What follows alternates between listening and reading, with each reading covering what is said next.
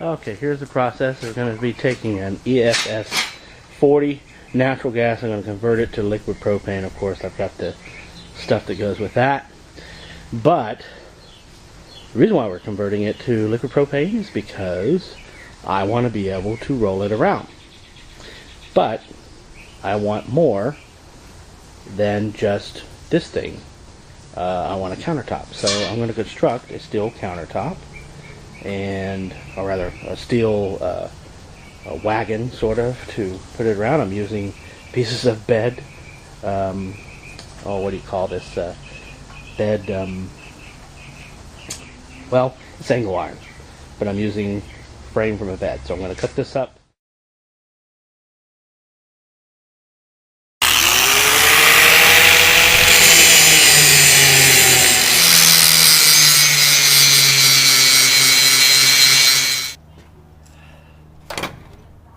If you don't have any angle iron.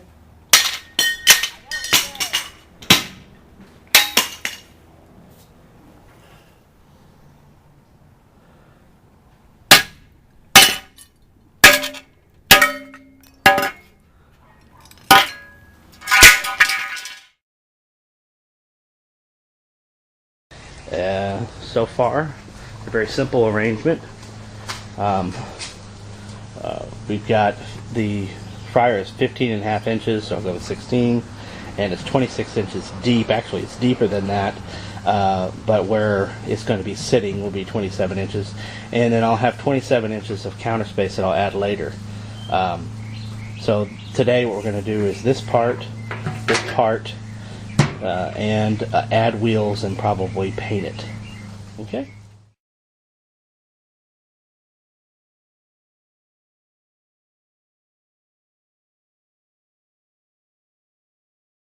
Okay, the goal here is we're going to chop off the unusual parts of this. I really don't have that much time, and I don't need that much steel to unrivet these. We're just going to cut them off. I've got 2 sections of angle iron, and then we're going to cut those off. Next, I'm going to make 2 cuts on both of these at 43 inches, just on the other side of 43 inches, so they'll match up. And this will be my longest cut.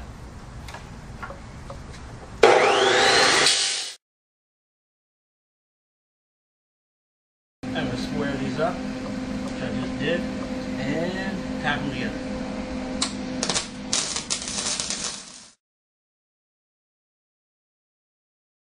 Okay, here I welded this end in. This is a little over 15.5 inches to accept the deep fryer. This is where the deep fryer goes. This is the counter side. The wheels are going to go underneath all this. But right now, I'm going to be tidying up these and grinding them down, make it look pretty for a paint job tonight.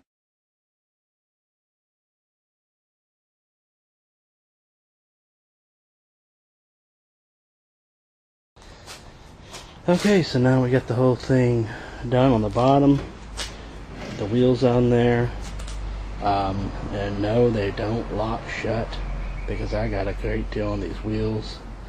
And what I'm going to do now is tape off these wheels so I can paint this sucker. Okay, so let's tape them off and paint.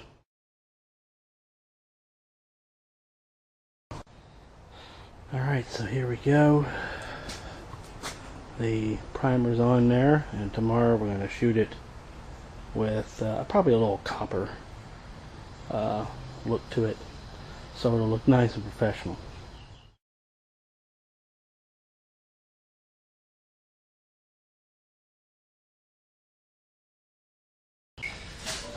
Okay, today we're going to be putting this fryer on the carriage. So the first thing we're going to do, is the easiest way, because this thing's kind of heavy, is we're going to put this on its side, bring the carriage up, and start bolting from there.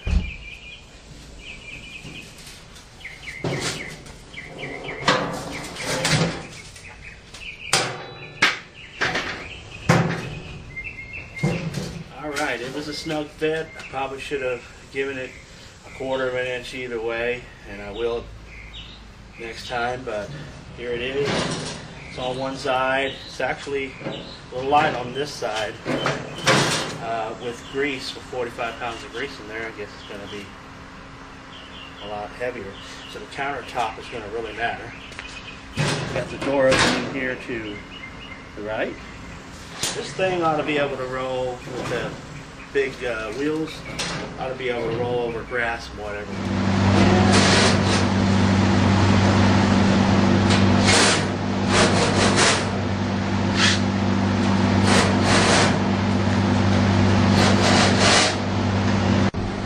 Okay, got my fan going, it's hot outside, got my water going, so it's kind of like an evaporative cooler. And now it is time to convert all this to liquid propane. Because remember, this is natural gas, as it says here. So I got a kit. This is the pilot. That's got to be converted. These are the orifices. Those have all got to be converted. And this back here is the regulator, and it also has to be converted. And then and only then do you transfer it over to liquid propane. The propane canister will go over here.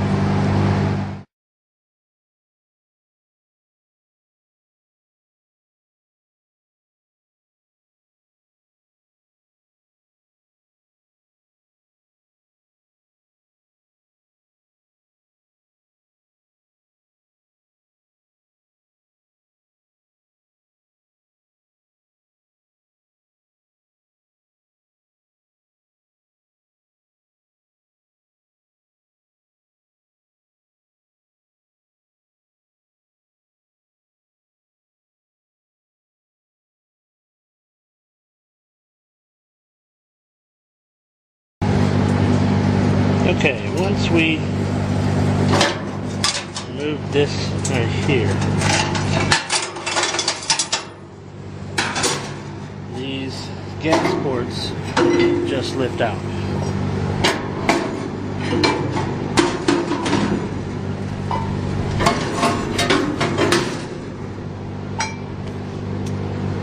And then these right here are the orifices, and they get changed with a 9/16 wrench.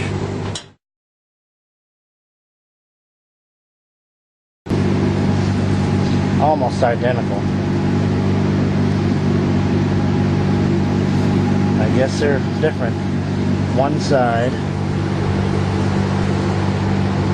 says N, which would probably mean natural gas, and the other one, yep, has an L on it.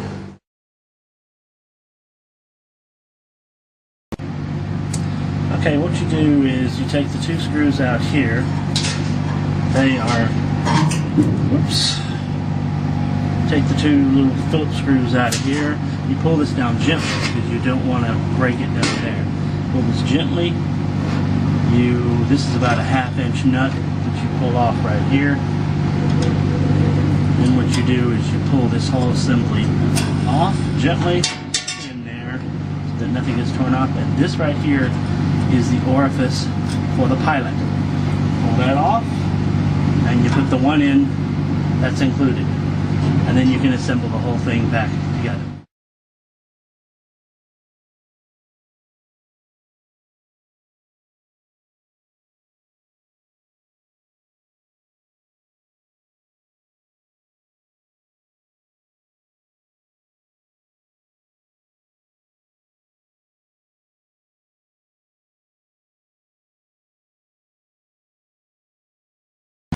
So then we're going to do the elbow, and then this MIT fitting inside of that, compression to compression, which is on that double bottle regulator there that I use on the Funkatorium. So a piece of the Funkatorium is actually right here.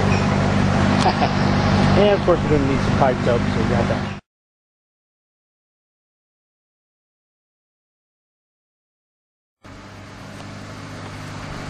Alright, so far, and the bottles really aren't full. but we seem to be going okay. The question is, I normally set it to 200. When the water reaches at 200 level, it should shut off, and we want to make sure that the pilot light stays lit. Sometimes they shut off.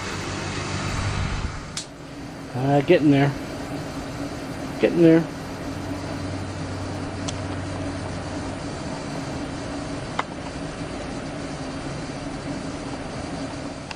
Okay, it shut off, and we still have good pilot flow.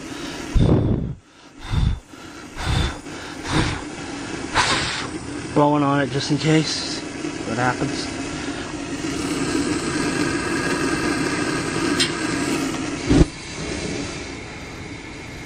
There she goes again. Good job, not bad. And we don't even have good, see the gas things just run out, as you can see. Alright.